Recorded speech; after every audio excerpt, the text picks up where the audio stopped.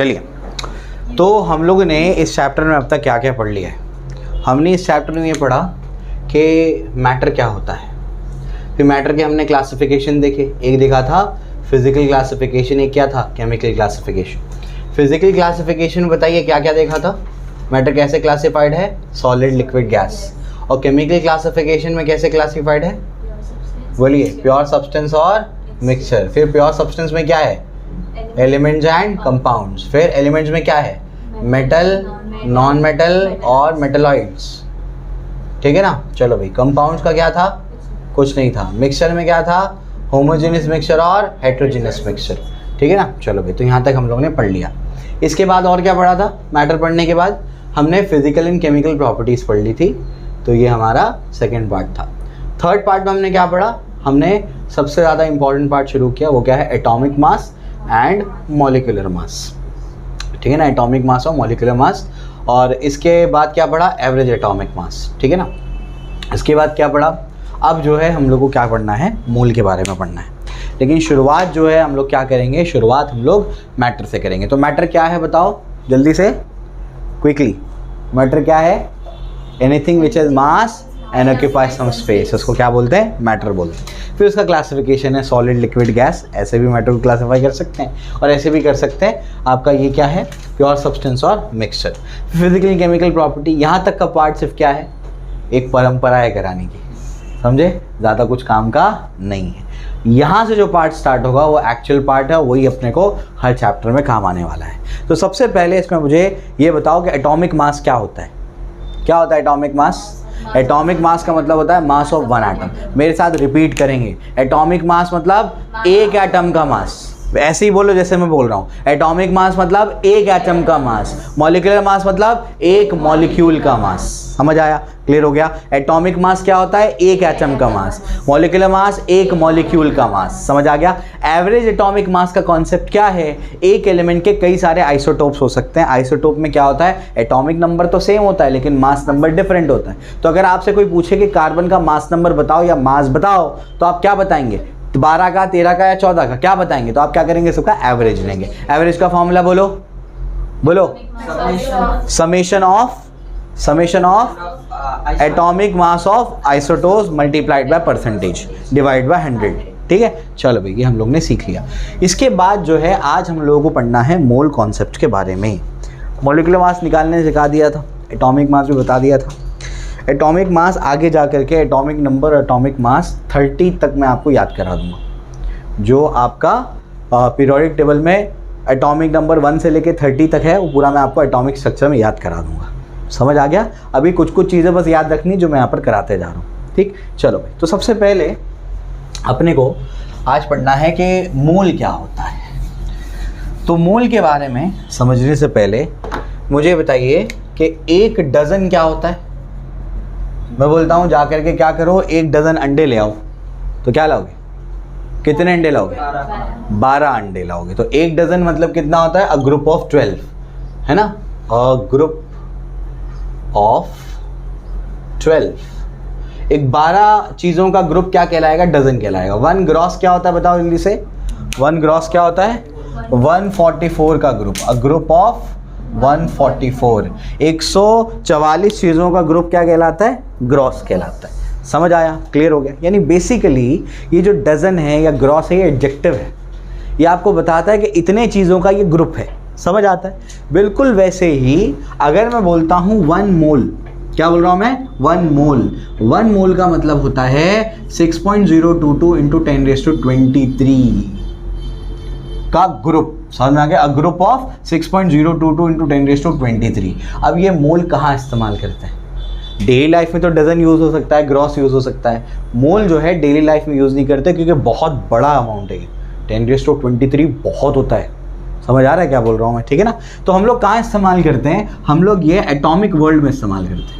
कहाँ इस्तेमाल करते हैं, एटॉमिक वर्ल्ड में। यानी बेसिकली हम लोग कहाँ इस्तेमाल करते हैं, जब हम atoms, molecules, ions, electron, proton, neutron की बात कर रहे हैं। क्योंकि अगर हम लोग एक ऐसा डॉट बना देना, ये जो डॉट यहाँ पर बना हुआ है, एक पॉइंट बना हुआ है, इस पॉइंट में भी अरबों खरबों एटम्स और मॉलिक्यूल्स है। अरबों खरबों बोल रहा हूँ मैं, समझ आ गया। इतना छोटा होता है एटम, इतना छोटा होता है कि हमने उसको अब तक प्रॉपर्ली नहीं देखा, हम देख ही नहीं पाए एटम कैसा होता है।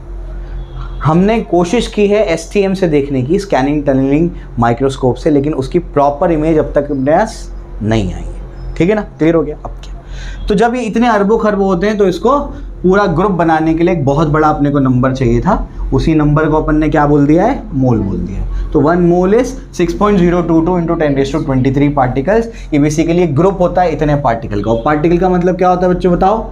एटम्स भी हो सकता है, मॉलिक्यूल भी हो सकता है, आयन भी हो सकता है, इलेक्ट्रॉन भी हो सकता है, प्रोटॉन भी हो सकता है, न्यूट्रॉन भी हो सकता है, कुछ भी हो सकता है। समझ आया, क्लियर हो गया? तो इतने पार्टिकल्स के ग्रुप को क्या बोलते हैं? 1 मोल बोलते हैं।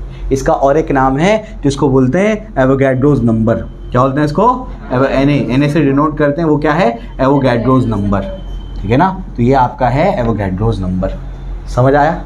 कोई दिक्कत नहीं, एकदम इजी। ठीक है, तो इतने पार्टिकल्स के ग्रुप को क्या बोलेंगे? 1 मोल बोलेंगे, और इसको Avogadro's, actual pronunciation is Avogadro's number.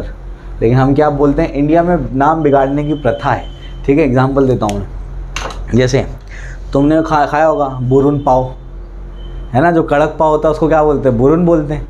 Actually इसका प्रोनाउंसिएशन बुरुन नहीं है, वो था ब्राउन पाव। समझ में आ गया क्या था वो? ब्राउन पाव। वो ब्राउन पाव से क्या बन गए? बुरुन बन गए। ठीक है ना। और तुमने सुना होगा मुंबई में वो जगह है भेंडी बाज़ार, वो एक्चुअली भेंडी बाज़ार नहीं था, वो क्या था? बिहाइंड द बाज़ार। समझे? वो बाज़ार के पीछे की जगह थी ना, तो उसका नाम क्या था? बिहाइंड द बाज़ार। ठीक है ना। तो जो वो थे क्या कहते हैं, ब्रिटिशर्स थे, वो उसको बिहाइंड द बाज़ार ही बोलते थे। लेकिन हमने क्या कर दिया, वो बिहाइंड द बाज़ार समझ में आता नहीं, तो उसको भिंडी बाज़ार बना दिया। समझे? तो वो भिंडी बाज़ार नहीं, वो क्या है? बिहाइंड द बाज़ार। मुंबई में एक जगह है जहाँ पर उसको बोलते हैं चोर बाज़ार, है ना। वो चोर बाज़ार नहीं था, वो क्या था? वो था शोर बाज़ार। समझे? उस जगह का नाम क्या था? शोर बाज़ार। अब जब ब्रिटिशर्स शोर को प्रोनाउंस करेंगे तो चोर सुनाई देगा, इमेजिन करो। तो वो चोर बाज़ार वैसे नाम पड़ गया उसका। समझा? तो इसका भी सही प्रोनाउंसिएशन क्या है? Avogadro's number. लेकिन अब क्या करते हैं हम लोग, इसको कैसे प्रोनाउंस करते हैं? Avogadro's number. आगे ये बताऊँगा कि फिज़िक्स के एक साइंटिस्ट है, क्रिस्टन हाइजिन बोलते हैं इंडिया में। ये जितने भी एशियन कंट्रीज हाइजीन कहते हैं, लेकिन सही the proper pronunciation is Christiaan हॉयगन। क्या है? क्रिस्टन हॉयगन, ये प्रोनाउंसिएशन है उसका। ठीक है, चलो जो भी अभी। तो 1 मोल बेसिकली क्या होता है? इतने पार्टिकल्स को क्या बोलते हैं? इतने पार्टिकल्स के सम कलेक्शन को क्या बोलते हैं? 1 मोल बोलते हैं। तो ये अपने को समझ में आता है। और ये कहाँ यूज़ होगा? माइक्रोस्कोपिक वर्ल्ड में, एटॉमिक वर्ल्ड में ये होगा। रियल लाइफ में हम ये सब यूज़ नहीं कर सकते, बहुत बड़ी क्वान्टिटी है। ठीक है, चलो यहाँ तक अपने को बात समझ में आती है। अब क्या, इसको डिफाइन कैसे किया गया है? तो डेफिनेशन तो आर्बिट्रेरी होता है, मन माना होता है। तो उसका डेफिनेशन कुछ इस तरीके से है कि 1 मोल वो पार्टिकल्स हैं, ये उतने पार्टिकल है जितना आप कार्बन 12 एटम जमा करते जाओ और उसका 12 ग्राम जमा कर लो। 12 ग्राम जमा करने में जितने पार्टिकल जमा करने पड़ेंगे वो क्या है? 1 मोल। भेजे में नहीं गया, मैं समझाता हूँ, पहले इसको कॉपी कर लो। तो अब जो है मैं आप लोगों को थोड़ा सा इसका डेफिनेशन समझाता हूँ कि इसका डेफिनेशन क्या है। ठीक है, डेफिनेशन की स्पेलिंग क्या है?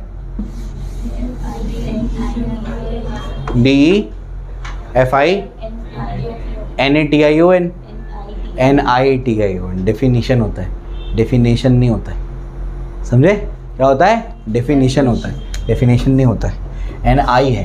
ठीक है, चलो 1 मोल को डिफाइन कर लेते हैं। क्या होता है 1 मोल? टोकरी लो, नीचे उसको रखो एक वेइंग मशीन पे। किस पे रखना है? वेइंग मशीन पे। ठीक है ना।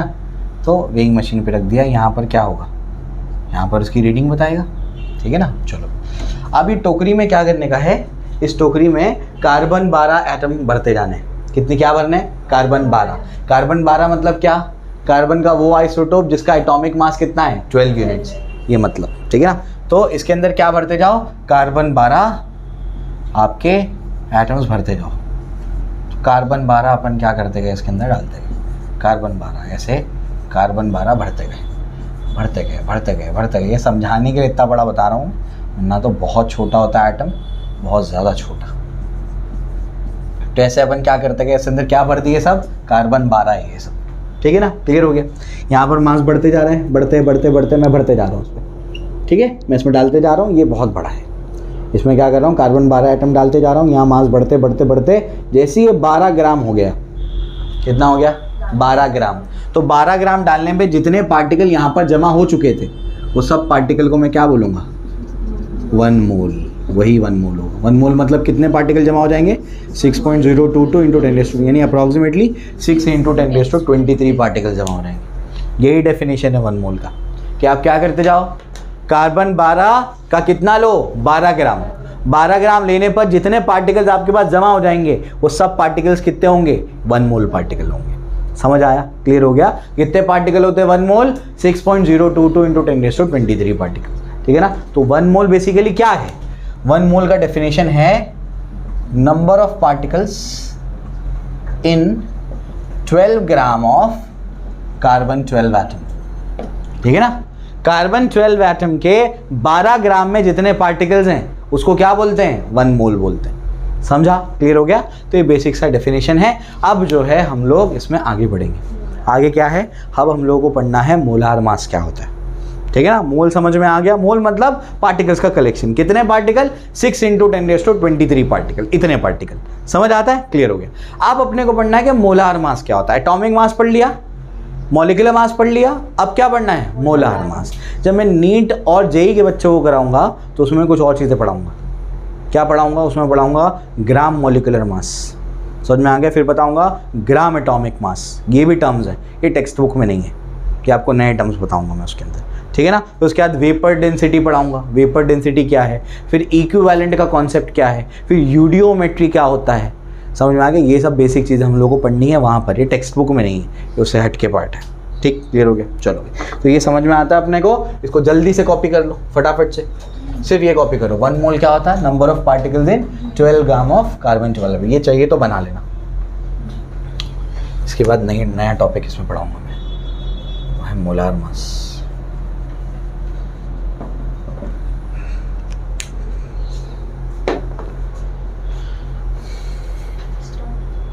स्टॉप है नहीं, तो 2 मिनट में कॉपी हो जाएगी ना। हो गया, ठीक है ना। चलो आगे। मोलार मास क्या होता है मुझे पहले बताओ।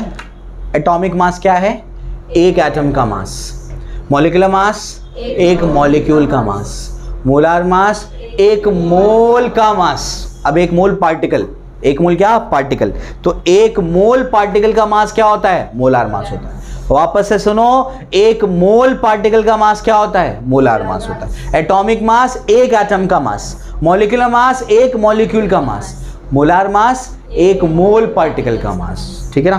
तो मोलार मास आसान भाषा में क्या है, एक मोल पार्टिकल्स का मास। आसान भाषा में ये है। मैं जब भी पढ़ाऊंगा तो मैं आपको 2 डेफिनेशन दूंगा।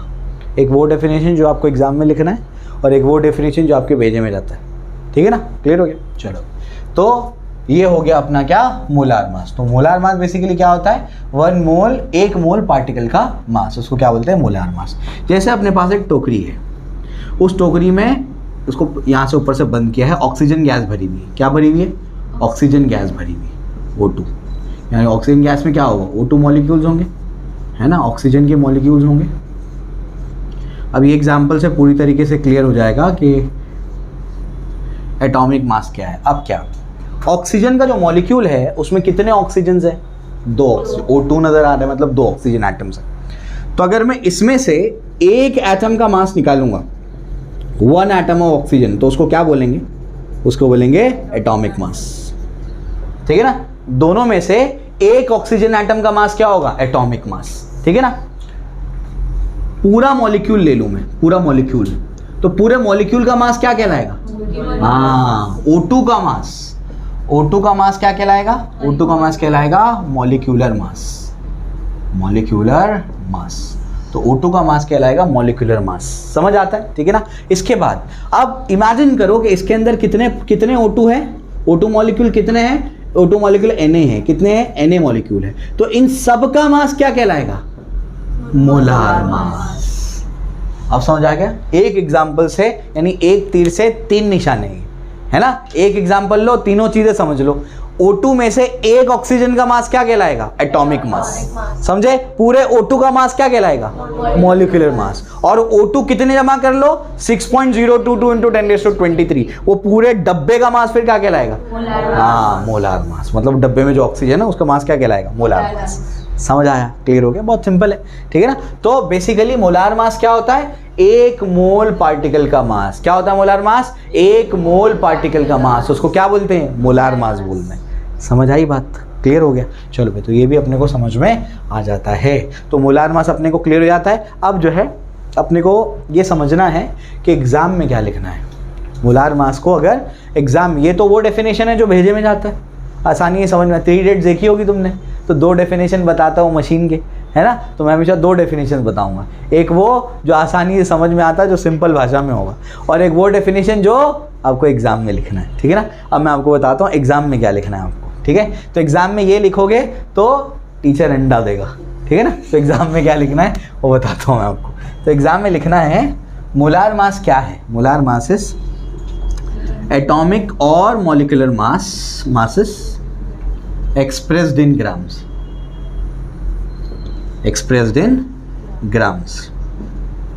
ठीक है ना। चलो भाई, तो एटॉमिक या मॉलिक्यूलर मास को अगर आप क्या कर देंगे, ग्राम में एक्सप्रेस कर देंगे, तो उसको क्या बोलेंगे? उसको हम लोग बोलेंगे मोलार मास। समझे? मैं थोड़ा सा फिर से इसको और एक्सप्लेन करता हूँ। पहले इसको कॉपी कर लो जल्दी से, ये एग्जाम्पल भी लिख लेना, ये बना लो अपनी बुक में, देख के याद आ जाएगा कि क्या किया था। चलिए, तो अब जो है मैं आपको थोड़ा सा और डिटेल में बताता हूँ कि इसमें डिफरेंस क्या होता है मॉलिक्यूलर मास, एटॉमिक मास और आपका मोलार मास में, ठीक है। क्या डिफरेंसेस हैं उसको क्लियर कर लेते हैं। अभी जो मैंने आपको डेफिनेशन लिखाया है तो वो थोड़ा सा समझ में नहीं आया। ये तो समझ आ गया कि मोलार मास मतलब एक मोल का मास, एक मोल पार्टिकल का मास, लेकिन ये एक्सप्रेस्ड इन ग्राम्स ये समझ नहीं आया। बताता हूँ। जैसे आप क्या करते हैं, आप लिखते हैं हाइड्रोजन का मास 1 यूनिट। हाइड्रोजन का मास क्या लिखते हैं? 1 यूनिट। तो ये क्या है? ये है यहाँ पर एटॉमिक मास। क्या ये? Atomic mass. ये तो बता चुका हूँ आप लोगों में। जब आप यहाँ पर हाइड्रोजन का मोलार मास लिखेंगे ना, क्या लिखेंगे? मोलार मास, तो आप लिखेंगे हाइड्रोजन को 1 ग्राम। समझा? यानी जो एटॉमिक मास या मॉलिक्यूलर मास है उसको यू हटा के क्या कर दो? ग्राम लिख दो। समझ आ गया? तो यहाँ पर क्या हो जाएगा? उसको बोलेंगे वो मोलार मास। क्लियर हो गया? ठीक है ना। चलो भाई, कार्बन का कितना होता है? बोलो भाई, कार्बन का 12 यूनिट होता है। कितना? 6 तो एटॉमिक नंबर है ना। तो कार्बन कितना होता है? 12 यूनिट। अगर मोलार मास बोलूँगा मतलब क्या? 12 ग्राम हो जाएगा। समझ में आता है? इसके बाद जो है आगे क्या है? ऑक्सीजन का बताओ जल्दी से। 16 यूनिट। और मोलार मास कितना हो जाएगा? 16 ग्राम्स हो जाएगा। समझ आ रही? अब इसको थोड़ा सा समझने की कोशिश करते हैं। क्या होता है, अब मैं एक शॉप पे जाता हूँ, मैं जाकर के उसको बोलता हूँ कि क्या करो, 1 यूनिट हाइड्रोजन दो, तो कितना हाइड्रोजन देगा? 1 एटम ऑफ हाइड्रोजन देगा। 1 यूनिट क्या होता है? Atomic mass. एटॉमिक मास मतलब क्या? 1 एटम का मास। तो 1 यूनिट में कितने हाइड्रोजन आएंगे? 1 ही एटम ऑफ हाइड्रोजन आएगा। तो अगर मैं जाके बोलता हूँ 1 यूनिट हाइड्रोजन दो, तो क्या देगा? हाइड्रोजन का 1 एटम देगा। मैं जाके बोलता हूँ 1 ग्राम हाइड्रोजन दो, क्या करेगा? टोकरी भर के लाएगा और क्या करेगा? बोलो क्या करेगा? 6.022 इंटू 10⁻23 हाइड्रोजन एटम उठा के दे देगा। डिफरेंस क्लियर हुआ? समझ आ गया? अगर मैं बोलता हूँ दुकान पे जाके कि 12 यूनिट कार्बन दो, कितना कार्बन देगा? 1 कार्बन एटम देगा। मैं बोलता हूँ 12 ग्राम कार्बन दो, तो क्या करेगा? 6.022 इंटू 10⁻23 कार्बन एटम से देगा। डिफरेंस क्लियर हुआ? समझ आ गया? ठीक है ना। तो 12 यूनिट मतलब 1 कार्बन एटम का मास, और 12 ग्राम मतलब 1 मोल कार्बन एटम का मास। 16 यूनिट मतलब 1 ऑक्सीजन एटम का मास। 16 ग्राम मतलब 1 मोल ऑक्सीजन एटम का मास। समझा? क्लियर हुआ? तो ये डिफरेंस है, इतना आसान है इसको समझना, ठीक है ना। तो ये आपको मैंने समझा दिया है। तो अब अगर ऐसा भी होता, एटॉमिक मास या मॉलिक्यूलर मास यहाँ पर मैं लिखता, तो यहाँ पर मैं लिखता H2O का मास कितना होता है? अनस बताएगा कितना होता है? बोलो 18 होता है। कितना होता है? 18। अगर मैं H2O का मोलार मास लिखूंगा तो क्या लिखूंगा? हाँ, अब समझा? यानी अगर मैं जाके बोलता हूँ 18 यूनिट वाटर दो, तो क्या करेगा?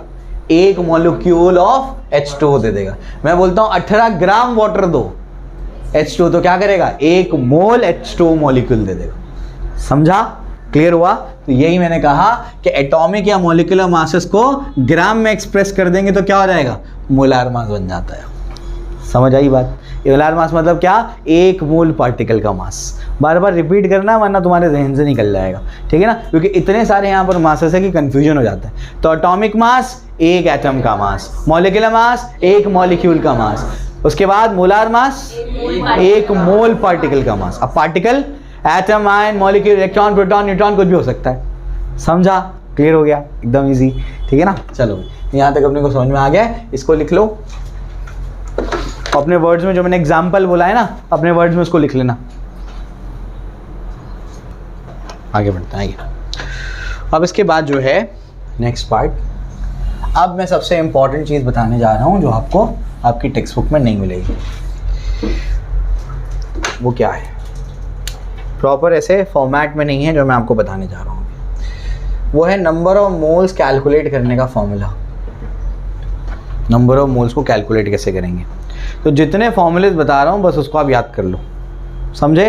इक्का दुक्का फॉर्मूले और आएंगे आगे नेक्स्ट चैप्टर में, महाराष्ट्र स्टेट बोर्ड में नेक्स्ट चैप्टर में आएंगे, लेकिन जितने अभी रिक्वायर्ड है वो सब बता रहा हूँ मैं, ठीक? मोल कैलकुलेट करने के फॉर्मूले, नंबर ऑफ मोल्स कैलकुलेट करने के फॉर्मूलेज हैं।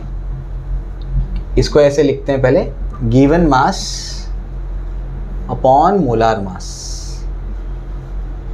गिवन मास अपॉन मोलार मास। एक और बात याद रखना, केमिस्ट्री है ये, तो केमिस्ट्री जो है मास और वेट में ज़्यादा फर्क नहीं करता, ध्यान रखो उसका। मॉलिक्यूलर मास हम बोल रहे हैं 1 मोल मॉलिक्यूल का मास, वो मॉलिक्यूलर वेट भी बोल सकता है, दोनों का मतलब सेम है। जबकि फिजिक्स में ज़मीन आसमान का फ़र्क है दोनों में। समझ आ गया?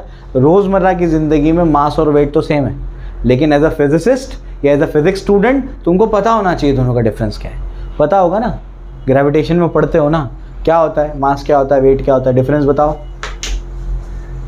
जैद। मास और वेट में क्या डिफरेंस है? मास पे ग्रेविटी एक्ट नहीं करती और वेट पे करती है। मास पे ग्रेविटी एक्ट नहीं करती। बोलो मास और वेट में क्या डिफरेंस है? मास और वेट में क्या डिफरेंस है अनस? मास और वेट में क्या डिफरेंस है बोलो? अरे 10th के बच्चे तो पहला चैप्टर पढ़ते हैं ग्रेविटेशन, महाराष्ट्र वाले, CBSE वाले तो 9th में पढ़ते हैं बेचारे, है ना? नहीं पता? अरे मास होता है quantity of matter in a body, एक बॉडी में कितना मैटर भरा हुआ है वो मास है। और वेट क्या है? Weight is the force exerted on the body by the earth. Earth body पे कितना फोर्स एक्सर्ट कर रहा है उसको क्या बोलते हैं? वेट बोलते हैं। नहीं पढ़ा मतलब पहला चैप्टर ही नहीं पढ़ा, इसी पास हो गया आगे तुम लोग, ठीक है? चलो आ जाओ।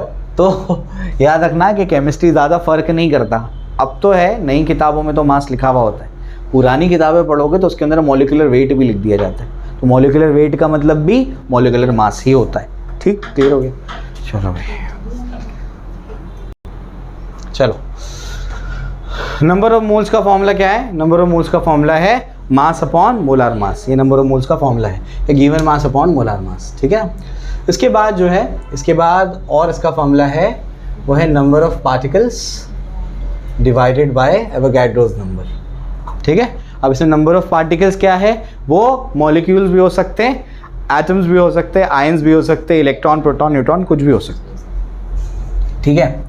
इसके बाद जो है और एक फॉर्मूला होता है, वो होता है volume in litres divide by 22.4। ये जो फॉर्मूला है ये सिर्फ गैसेस पे एप्लीकेबल है और तभी लगाना जब क्वेश्चन में STP या NTP गिवन है, वरना मत लगाना। इसका मतलब क्या है मैं बताऊंगा आपको। और रिसेंटली ये फॉर्मूला चेंज हो गया है, ये हो गया है 22.7। IUPAC के नए कन्वेंशंस के हिसाब से इसका फॉर्मूला क्या बन गया है अभी? 22.7, यानी V volume in litre divide by 22.7, ये इसका फॉर्मूला हो गया। तो इस तरीके से अपने पास क्या है? इस तरीके से अपने पास नंबर ऑफ मोल्स के फॉर्मूले आ गए। अभी कहानी ख़त्म नहीं हुई है, अभी समझिए। ये जो नंबर ऑफ पार्टिकल्स वाला फॉर्मूला है इसको मैं थोड़ा सा और इलैबोरेट करता हूँ, ठीक है ना? तो जो आपका नंबर ऑफ मोल्स का फॉर्मूला है उसका एक पार्ट क्या है? ये भी तो है। तो नंबर ऑफ मोल्स क्या होते हैं बच्चों? नंबर ऑफ मोल्स होते हैं number of particles number of particles divided by क्या होता है, एवोगैड्रोस नंबर, ये होता है, ठीक है ना। अब नंबर ऑफ पार्टिकल्स होता है, नंबर ऑफ पार्टिकल्स, ये पार्टिकल्स बेसिकली होते क्या हैं, ये एटम भी हो सकते हैं, मॉलिक्यूल भी हो सकते हैं। अभी दो टर्म्स के इसमें बात करते हैं, दो चीज़ों के टर्म्स में। तो अगर हम लोग इसको मॉलिक्यूल्स के टर्म्स में लिखेंगे तो पार्टिकल को हटा के सीधा मॉलिक्यूल लिख देना। क्या लिखोगे, पार्टिकल को हटा के क्या लिखोगे, सीधा मॉलिक्यूल। तो नंबर ऑफ पार्टिकल्स की जगह क्या आ जाएगा, नंबर ऑफ मॉलिक्यूल्स। तो अगर क्वेश्चन में ऐसा बोला जाए find the number of molecules, तो क्या करोगे, नंबर ऑफ पार्टिकल्स की जगह क्या लिखोगे, number of molecules divide bye Avogadro's number. किसका फॉर्मूला है वो, नंबर ऑफ मोल्स का। तो नंबर ऑफ मोल्स का फॉर्मूला नंबर ऑफ मॉलिक्यूल्स के लिए सीधा सीधा क्या है, सीधा सीधा यही फॉर्मूला है उसका, ठीक है ना। लेकिन जब बोला जाए नंबर ऑफ एटम्स निकालो, क्या बोला जाए, नंबर ऑफ एटम्स निकालो, तब फॉर्मूला थोड़ा सा बदलेगा। तो नंबर ऑफ मोल्स का जब फॉर्मूला एटम्स के लिए लिखा जाएगा तो उसको क्या लिखेंगे, नंबर ऑफ मॉलिक्यूल्स तो है ही है। तो अगर मुझे यहाँ पर देखना है नंबर ऑफ एटम्स, क्या निकालना है, number of atoms divide by क्या होगा, एवोगैड्रोस नंबर। तो ये तो मैं लिख दूंगा, लेकिन नंबर ऑफ एटम्स निकालने का फॉर्मूला क्या है, इसको ऐसे लिख देता हूँ मैं, ऐसे लिख देता हूँ। जब मॉलिक्यूल निकालना है तो मॉलिक्यूल लिख दो, एटम निकालना है तो एटम लिख दो। लेकिन नंबर ऑफ एटम्स निकालने का एक और फॉर्मूला है, नंबर ऑफ एटम्स निकालने का फॉर्मूला है, वो है number of molecules into atomicity. Atomicity मतलब क्या, उस मॉलिक्यूल में उस पर्टिकुलर एलिमेंट के कितने एटम्स हैं। जैसे एग्जांपल के तौर पे अगर मैं लिख देता हूँ CH3COH, तो इसमें हाइड्रोजन की एटॉमिसिटी कितनी है, 4, समझे, क्योंकि इस मॉलिक्यूल में हाइड्रोजन कितने आ रहे, 4, तो एटॉमिसिटी की जगह 4 आ जाएगा। समझ आया, क्लियर हो गया। ये सब फॉर्मूलेज आपको बुक में नहीं मिलेंगे, मैंने अलग से निकाल करके दिए हैं आपको। और भी कुछ फॉर्मूलेज हैं, वो आगे के चैप्टर में है, तो मैं सोल्यूशन का थोड़ा सा पार्ट पढ़ाऊंगा उसमें जब। तो यहाँ तक तो आपको बात समझ में आ गई। तो नंबर ऑफ मोल्स का फॉर्मूला बताओ, क्या फॉर्मूला है, मास अपॉन मोलार मास, शॉर्ट में बोलेंगे मास अपॉन मोलार मास। उसके बाद number of particles divide by Avogadro's number. उसके बाद volume in litre divide by 22.4, ठीक है ना। कभी कभी कैंसलेशन जो दिया होता है कैलकुलेशन के लिए, तो वो कैंसलेशन 22.7 से ईजी होगा, तो आप वो लिख करके कैलकुलेट कर लेना। एंट्रेंस की बात कर रहा हूँ, बोर्ड की नहीं, बोर्ड में 22.4 से ही काम चलेगा। बोर्ड मतलब 11th स्टैंडर्ड का एग्जाम, ठीक है ना। चलो, तो वो उतनी जल्दी चेंज नहीं करते वो लोग, तो ये समझ आ गया। फिर नंबर ऑफ पार्टिकल्स के फॉर्मूले को और इलैबोरेट किया हमने। नंबर ऑफ पार्टिकल्स अगर हम लोग को मॉलिक्यूल निकालना है तो क्या लिखोगे, number of molecules divide by Na। Number of atom निकालना है तो number of atoms divide by Na। और नंबर ऑफ एटम्स का और एक फॉर्मूला है, याद रखना है, वो क्या है, number of molecules into atomicity. समझा, क्लियर हो गया। तो ये फॉर्मूलेज आपको याद रखने हैं, ये बड़े काम के फॉर्मूलेज हैं। अब इन्हीं फॉर्मूलेज को मैं सिंबॉलिक फॉर्म में लिखता हूँ, वो देख लो। इन्हीं फॉर्मूलेज को सिंबॉलिक फॉर्म में कैसे लिखेंगे, नंबर ऑफ मोल्स का सिंबल है स्मॉल n, गिवन मास का सिंबल है स्मॉल m, मोलार मास का capital M, number of particle के लिए कैपिटल N, ठीक है ना। उसके बाद ये तो सिंबॉलिक फॉर्म में ही है। तो सिंबॉलिक फॉर्म में कैसा होगा, number of moles is equals to क्या होगा, mass upon molar mass is equals to number of particles divided by Avogadro's number is equals to volume in liters divided by क्या होगा 22.4। ये कब लगेगा फॉर्मूला, जब STP NTP दिया हो सवाल में और ये गैसेस के लिए एप्लीकेबल है। समझा, इसका लॉजिक भी समझाऊंगा जब मैं Avogadro's लॉ पे आऊँगा, उसका लॉजिक है क्यों आया 22.4। यहाँ तक सबको क्लियर है, कोई दिक्कत नहीं, जल्दी से कॉपी करो, बहुत इंपॉर्टेंट है। अगर ये फॉर्मूले तुमने याद कर लिए, तुमको समझ में आ गए, अप्लाई करने आ गए फॉर्मूले, पूरा चैप्टर सॉर्टेड है, सब सवाल कर लोगे इसके इंशाल्लाह, ठीक है। चलो आ जाओ, तो ये तो अपने को समझ में आ गया है। अब जो है इसके बाद आगे बढ़ते हैं।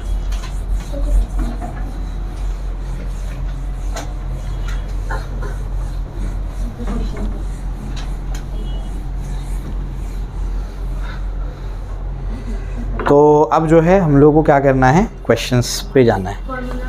फॉर्मूला मास रह गया क्या, फॉर्मूला उसको भी करा दूंगा, पहले मैं क्वेश्चंस करा देता हूँ इसके, ये इंपॉर्टेंट चीज़ है, इसके क्वेश्चंस आने चाहिए,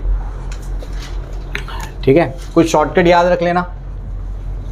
Na कितना होता है 6.022 इंटू 10⁻23। हम कैलकुलेशन पर्पस के लिए, एंट्रेंस के लिए 6 इंटू 10⁻23 लेंगे इसको, समझे, एंट्रेंस के लिए। वरना आपको बोर्ड के लिए क्या करना है 6.022 इंटू 10⁻23। लॉग भी सिखाता हूँ मैं, जैसे ही मैं फिजिक्स पे आऊँगा तो उसमें मैं इंशाल्लाह लॉग भी सिखा दूंगा आपको, ठीक है। इसके अलावा 1/Na जो होता है ये क्या होगा 1/6.022 इंटू 10⁻23। इसको सॉल्व करने के बाद आता है 1.67 इंटू 10⁻24 आता है। समझा? क्लियर हो गया? तो ये भी याद रखना, शॉर्टकट है, बहुत इजी हो जाएगा इससे। ठीक है, चलिए भाई। तो प्रॉब्लम जो है हमारा, प्रॉब्लम 1.5 जो है टेक्स्ट बुक का, वो क्या है? प्रॉब्लम को देखिए। Calculate the number of moles and molecules of urea present in 5.6 gram of urea. तो सबसे पहले बच्चों क्या निकालना है? सबसे पहले निकालना है नंबर ऑफ मोल्स, यानी स्मॉल n निकालना है। इसके बाद क्या निकालना है? नंबर ऑफ मॉलिक्यूल्स भी निकालना है। क्या निकालना है? Number of molecules. तो नंबर ऑफ मॉलिक्यूल्स यानी क्या?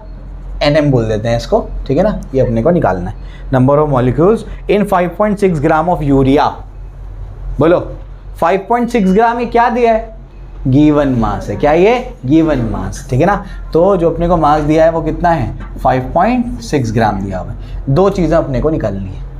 यूरिया क्या है? यूरिया एक ऐसा आपका सब्सटेंस है, ऐसा कंपाउंड है जो आपको फर्टिलाइजर्स में मिलता है और साथ साथ में यूरिन में भी मिलता है, यूरिया, ठीक है ना? तो बेसिकली जो आपका यूरिया है उसका फॉर्मूला बताओ सबसे पहले। यूरिया का मॉलिक्यूलर फॉर्मूला बोलो, NH2CO NH2। अब ये सब याद करना पड़ेगा। कैसे याद होगा? प्रैक्टिस से याद होगा। प्रैक्टिस करो, याद हो जाएगा, ठीक है ना? NH2CO NH2, ठीक है ना? चलो भाई, तो अब जो है अपने को निकालना क्या बच्चों? सबसे पहले नंबर ऑफ मोल्स निकालना है। नंबर ऑफ मोल्स के फॉर्मूले बताओ, मास अपॉन मोलार मास या फिर number of particles divide by Avogadro number. Gas तो है नहीं है तो तीसरा फॉर्मूला बोलने की जरूरत नहीं है। तो नंबर ऑफ मोल्स का फॉर्मूला क्या है? मास अपॉन क्या होगा? Molar mass.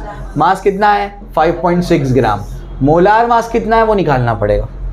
आप बोलेंगे मोलार मास, मॉलिक्यूलर मास निकालते थे। मैंने क्या बोला था? एटॉमिक मास या मॉलिक्यूलर मास निकालो और यू को हटा के जी लगा दो, तो क्या बन जाएगा? मोलार मास, ठीक है ना? चलो भाई, मॉलिक्यूलर मास निकालते हैं। नाइट्रोजन का कितना होता है? 14। हाइड्रोजन का, एक हाइड्रोजन आइटम का 1 यूनिट, दो का कितना होगा? 2 यूनिट्स, समझे? प्लस कार्बन कितना होगा? 12, ऑक्सीजन 16, नाइट्रोजन 14, हाइड्रोजन H2 का 2 आएगा। समझा? क्लियर हो गया? समझ आई बात? ये सब याद करना पड़ेगा। नाइट्रोजन का एटॉमिक मास 14 यूनिट्स, हाइड्रोजन का 1 unit, carbon 12, oxygen 16, nitrogen 14, hydrogen 1, ठीक है ना? क्लियर हो गया? 2 क्यों लिखा? क्योंकि 2 हाइड्रोजन आइटम है, ठीक है? क्लियर हो गया? चलो भाई आगे कहानी बोलो, क्या होगा? 14 तो 16, 16, 16, 16 3 48 प्लस 12 कितना होगा? 60 ग्राम। समझा? क्लियर हो गया? चलो भाई, तो ये कितना आ जाएगा? ये आ जाएगा 60 ग्राम। ग्राम और ग्राम क्या हो गया? कैंसिल, ठीक है ना? अब डेसिमल का कैलकुलेशन सीखो। मैं क्या कर रहा हूँ देखो, 56 इंटू 10⁻⁻1 डिवाइड बाई 60। समझे क्या किया? क्या किया? मैंने डेसिमल को राइट में शिफ्ट किया तो 10 के पावर में नेगेटिव जाएगा, और डेसिमल को अगर क्या करेंगे?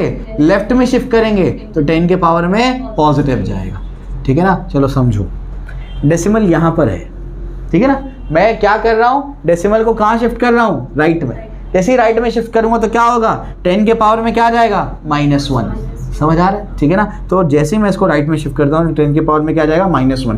3 डेसिमल शिफ्ट करता तो -3, क्योंकि राइट में शिफ्ट किया मैंने, ठीक है ना? अब 4 के टेबल से तो कैंसिल होता हुआ नजर आता है। 4 1 ज़ा 4, फिर 4 4 ज़ा 16, 4 1 ज़ा 4, 4 5 ज़ा 20। क्या बचा? 14/15 इंटू 10⁻⁻1। अब ध्यान से सुनो मैं क्या बोल रहा हूँ। अब मैं क्या कर रहा हूँ, ये है 14, ये है 15। 15 और 15 होते तो क्या होता? 1 आता। लेकिन जो न्यूमरेटर है वो 15 से थोड़ा कम है, तो आंसर भी 1 से थोड़ा कम आएगा। 1 से थोड़ा कम क्या होगा? 0.9, 0.9 ही होगा ना। 1 से थोड़ा कम क्या होता है? 0.9 होता है। तो अप्रोक्सीमेटली कट कर दिया मैंने, कितना होगा वो? 0.9 इंटू 10⁻⁻1, ठीक है ना? क्लियर हो गया? अब ये डेसिमल देखो, यहाँ पर बहुत सारे जीरो लगा सकता हूँ ना मैं, बहुत सारे जीरो लगा। एक डेसिमल यहाँ शिफ्ट करता हूँ मैं, तो बताओ क्या हो जाएगा? ये हो जाएगा 0.09 इंटू 10⁻, इसका होगा 1 और वो 10⁻⁻1 अपनी जगह पर। समझे? अब ये 10⁻⁻1 + 1 क्या हो गया? कैंसिल। तो बचेगा क्या? बचेगा नंबर ऑफ मोल्स 0.09। आ गया आंसर। समझा? क्लियर हो गया? ये समझा स्मार्ट कैलकुलेशन कैसे किया मैंने? क्लियर हो रहा है? ये भी तुमको सीखना है पूरा ही, ठीक? क्लियर हो गया? चलो फिर यहाँ तक अपने को समझ में आता है। इसके बाद नंबर ऑफ मॉलिक्यूल्स निकालना है। नंबर ऑफ मॉलिक्यूल्स कैसे निकालेंगे? फॉर्मूला है भाई हमारे पास। क्या फॉर्मूला है? Number of moles is equal to number of molecules divide by Avogadro's number. तो नंबर ऑफ मॉलिक्यूल्स का फॉर्मूला क्या बनेगा? Number of moles into Avogadro's number. समझा? वापस बताता हूँ, देखो नंबर ऑफ मोल्स का फॉर्मूला क्या है? Number of molecules divide by Na। तो नंबर ऑफ मॉलिक्यूल्स क्या होगा बताओ? n into Na। n कितना आया? 0.09 इंटू Na कितना है? 6.022। अब मैं तो लिखूंगा 6 इंटू 10⁻23, ठीक है ना। अब मैं इसको शिफ्ट करता हूँ यहाँ पर 1 2, तो 9 इंटू क्या होगा? 10⁻⁻2 इंटू 6 इंटू 10⁻23, ठीक है ना। आगे कहानी बोलो, 9 6 54, तो नंबर ऑफ मॉलिक्यूल्स कितना आएगा? 54 इंटू -2 प्लस 23 क्या होगा? प्लस 21, ठीक हो। 10⁻⁻² कितना होगा? 21। समझे? क्लियर हो गया? बाउंसर तो नहीं गया? क्लियर हुआ कैलकुलेशन, ठीक है ना। तो इस तरीके से नंबर ऑफ मॉलिक्यूल्स भी हमने निकाल लिया है, ठीक है ना। चलो कॉपी कर लो।